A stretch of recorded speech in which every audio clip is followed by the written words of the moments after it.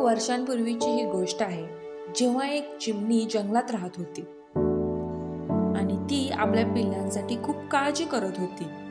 कारण आता पावसाळा सुरू होणार होता आणि चिमणीकडे राहायला घरटे सुद्धा नव्हती. म्हणून ती घरटे बांधण्यासाठी एका चांगल्या झाडाचा शोध घेत होती. मग ती एकदा जंगलात फिरत असताना तिला नदीच्या किनारी 2 झाडं दिसली. मग ती पहिल्या झाडाजवळ गेली आणि त्याला म्हणाली, "हे वृक्षा, मी माझ्या पिल्लांसाठी घरटे बांधायचे विचार करत आहे. मग काय मी तुझ्या फांद्यांवर घरटे बांधू शकते का?" त्यावर ते झाड तिला नकार देते.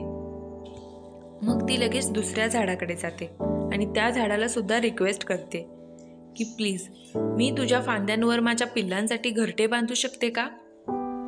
मग ते दुसरे झाड तिला हो म्हणते आणि मग चिमणी खुशी खुशीने त्या झाडाच्या फांद्यांवर एक घरटे बांधते आणि ती आपल्या पिल्लांसोबत त्या झाडावर राहू लागते.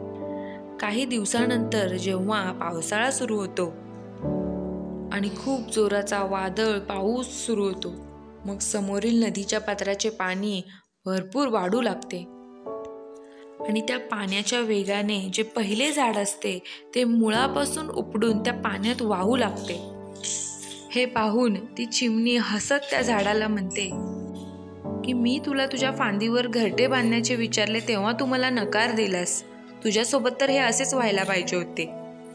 तेव्हा ते झाड हसत त्या चिमणीला म्हणते की मला माहीत होते की मी या पावसाळ्यात टिकू शकणार नाही, म्हणूनच तुझा आणि तुझ्या पिल्लांचा जीव वाचण्यासाठी मी नको म्हणून सांगितले. होत असेल तर त्यासाठी मला माफ कर, असे म्हणत ते झाड पाण्याबरोबर वाहून गेले. या गोष्टीतून आपल्याला काय शिकायला मिळते? तर कोणी आपल्याला नकार देत असेल तर त्याची क्रूरता समजू नये. त्यामागचे काय कारण आहे याचा शोध घ्यावा आणि मगच काय तो निर्णय घ्यावा. शेवटी म्हणतात ना, डोंट जज a book by it's cover. गोष्ट आवडली असेल तर आपल्या मराठी स्टोरी टीव्हीला लाईक करा, शेअर करा आणि सबस्क्राईब करा.